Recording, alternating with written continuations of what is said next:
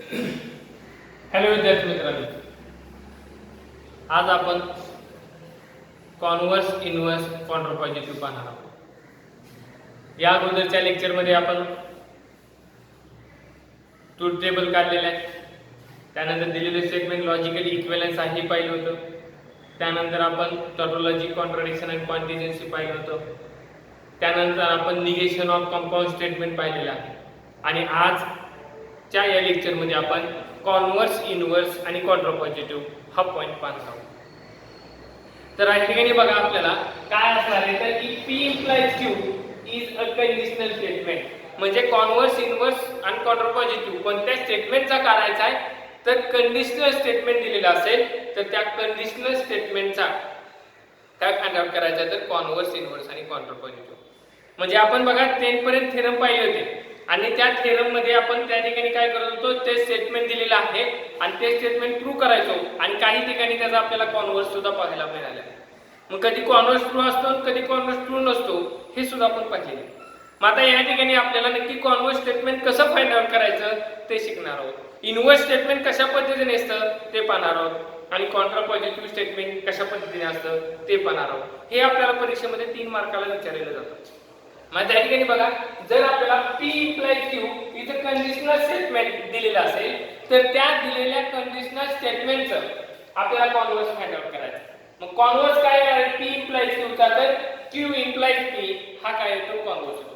आता conditional statement म्हणजे त्यात काय असतं आपल्याला त्या ठिकाणी माहिती आहे इफ देन ही कनेक्टिव्हचा वापर केलेला असतो। इफ देन या कनेक्टिव्हचा काय केलेला असतो तर वापर केलेला असतो। मग आपण काय म्हणतो इफ पासून देन पर्यंतचा पार्ट जो आहे तो P घेतो आणि देन नंतरचा पार्ट काय घेतो आपण त्या स्टेटमेंट असते त्याला Q म्हणतो। मग त्या ठिकाणी आपल्याला सिम्बॉलिक फॉर्म काय मिळतो तर P implies Q हा सिम्बॉलिक फॉर्म येतो। मग या कंडिशनल स्टेटमेंटचा आपल्याला काय फाइंड आउट करायचा तर कॉन्व्हर्स फाइंड आउट करायचा आहे। मग कॉन्व्हर्स काय येतो तर Q implies P हा काय येतो तर त्याचा कॉन्व्हर्स येतो।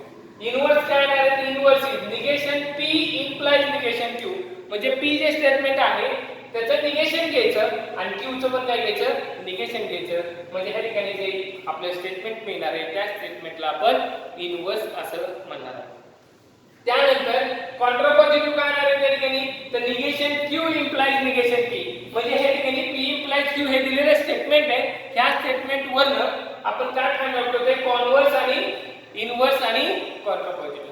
मग आता ह्या ठिकाणी कॉन्व्हर्स काय आहे तर P implies Q हे स्टेटमेंट दिलेलं आहे आणि त्याच्यावरून काय घ्यायचं तर Q implies P हे तयार करायचं की आपल्याला काय मिळणार आहे तर कॉन्व्हर्स मिळणार।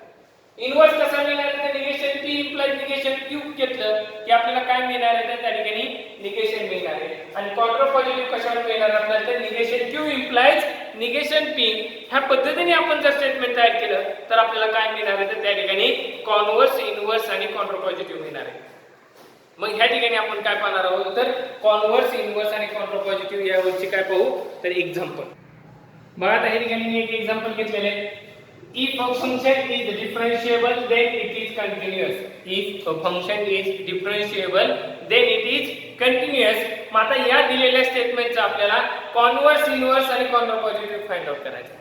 माझी ते दिलेले स्टेटमेंट बघा या ठिकाणी इफ आणि देन हे कनेक्टिव्हचा वापर केलेला आहे, म्हणजे हे कंडिशनल स्टेटमेंट आहे। मग आपण अगोदर काय करूया याचा सिम्बॉलिक फॉर्म फाइंड आउट करूया। मग आता मी काय करतो या ठिकाणी आपण सुरुवात काय करतो लेट पहिले इफ पासून देन पर्यंतचा स्टेटमेंट आहे त्याला P घेऊया। मग आपण काय म्हणणार या ठिकाणी let P a function is डिफरन्शिएबल।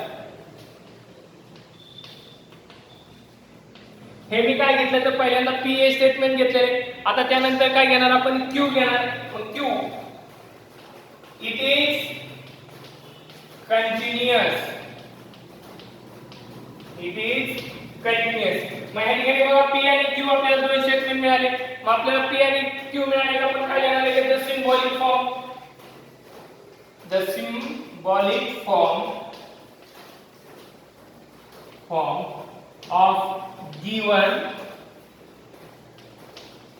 statement is काय तर P implies Q, म्हणजे आता पहिल्याप्रमाणे आपल्याला काय मिळालं तर P implies Q मिळालं। आता या P implies Q चं काय फाइंड आउट करायचं तर आपल्याला तर कॉन्व्हर्स इनव्हर्स आणि कॉन्ट्रापॉझिटिव्ह फाइंड आउट करायचे। मग आता या ठिकाणी आपण पहिल्यांदा घेऊया पहिला कॉन्व्हर्स। मग कॉन्व्हर्स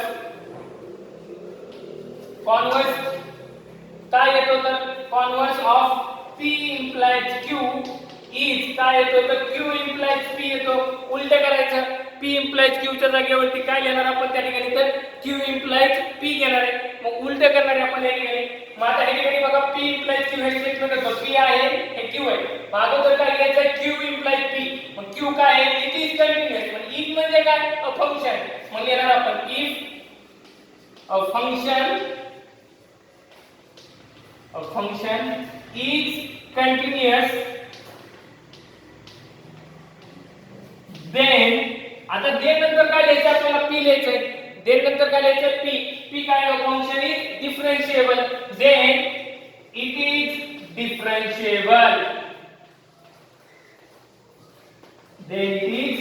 differentiable मग त्यानंतर तो काय आहे ते डिफरन्शिएबल आहे. म्हणजे बघा कॉन्व्हर्स स्टेटमेंट काय झालं if a function is continuous then it is differentiable.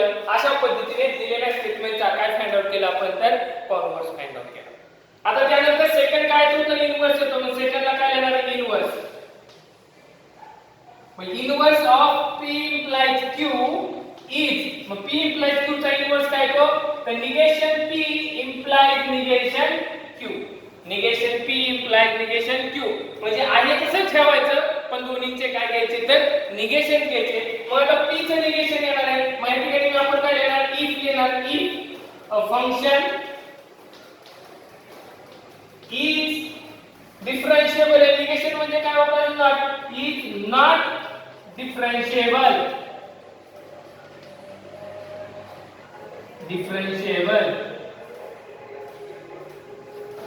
then Q काय आपल्या ठिकाणी इट इज कंटिन्यूअस आहे.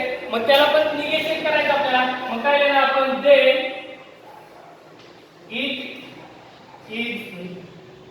is not continuous.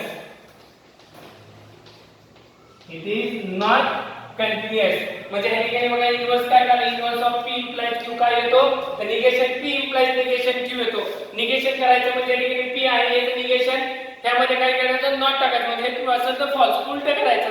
मग मी नॉट वापरला. मग यामध्ये काय मिळालं मला if a function is not differentiable then it is not continuous. अशा पद्धतीने आपण काय फाइंड आउट केला तर इनव्हर्स फाइंड आउट केला. आता त्यानंतर तिसरे एक्झाम्पल बघा. तिसरा एक्झाम्पल आहे त्यामध्ये कॉन्ट्रापॉझिटिव्ह करणार आहे. मग contrapositive of P implies Q is negation Q implies negation P. Negation Q implies negation P. म्हणजे इनव्हर्सचा कॉन्व्हर्स घेतला की काय मिळतो त्या ठिकाणी तर कॉन्ट्रापॉझिटिव्ह मिळतो. इनव्हर्सचा काय घेतला कॉन्व्हर्स घेतला की कॉन्ट्रापॉझिटिव्ह मिळतो. म्हणजे हे उलट करायचे फक्त. मग ह्या ठिकाणी निगेशन Q घ्यायचे पहिल्यांदा. मग आपण काय लिहिणार आहे ठिकाणी बघा इफ आणि Q काय इट इज कंटिन्यूअस. मग कंटिन्यूअस काय Q आहे. मग काय लिहिणार if a function is not continuous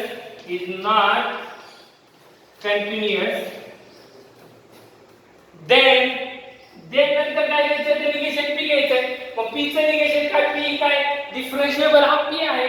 function डिफरन्शिएबल मग काय लिहिणार then it is not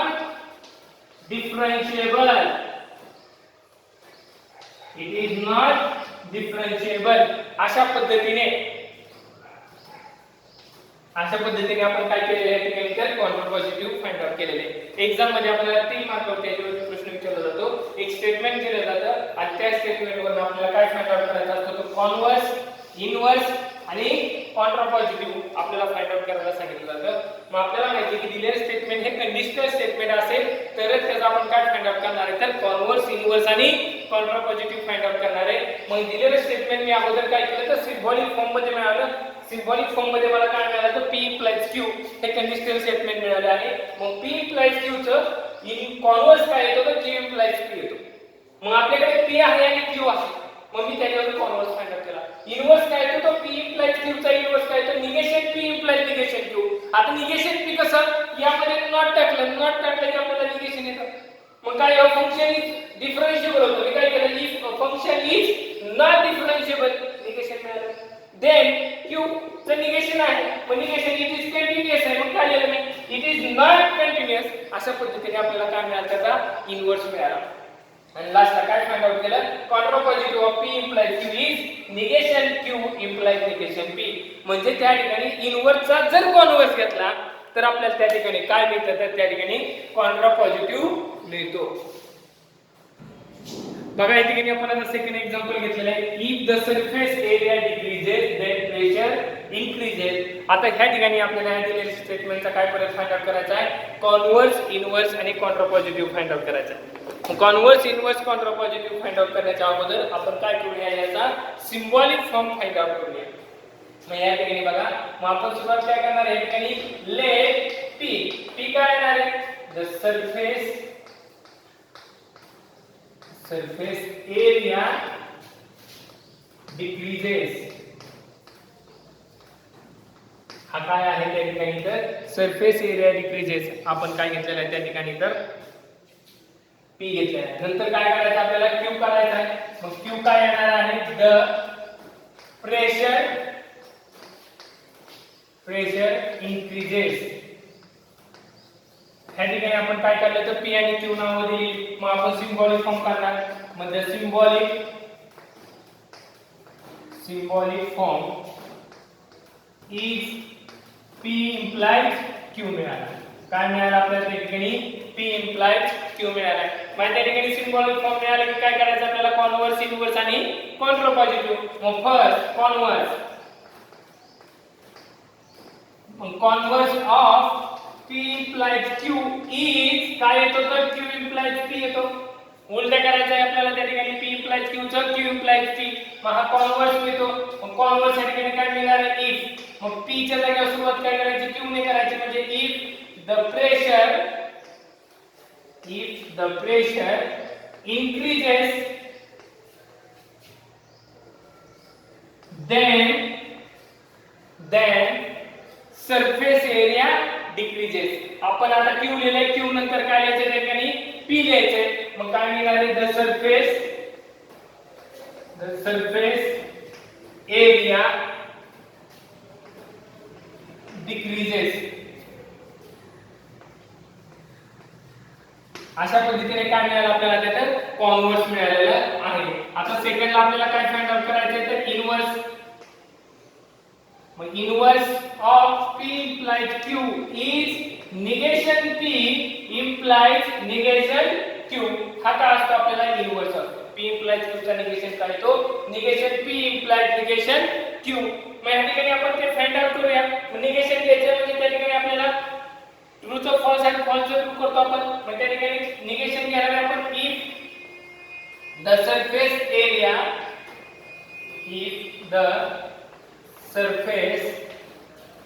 area decreases. Yes आला म्हणजे आपल्याला याच्याने फक्त नॉट लागला आहे का, डज नॉट डिक्रीजेस.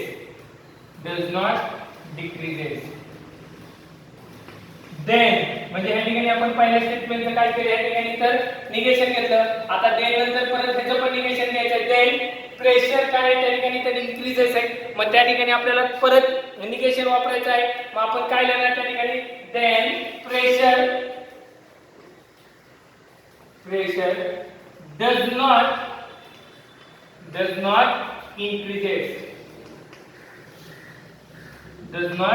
increases. म्हणजे त्या ठिकाणी आपण काय घेतलं, p चं पण निगेशन आणि q चं पण निगेशन घेतलेले आहे. आता लास्टला काय फाइंड आउट करायचं आपल्याला, कॉन्ट्रापॉझिटिव्ह. म्हणजे त्या ठिकाणी आपण थर्ड पॉइंट देणार, काय म्हणणार आहे, तर कॉन्ट्रापॉझिटिव्ह.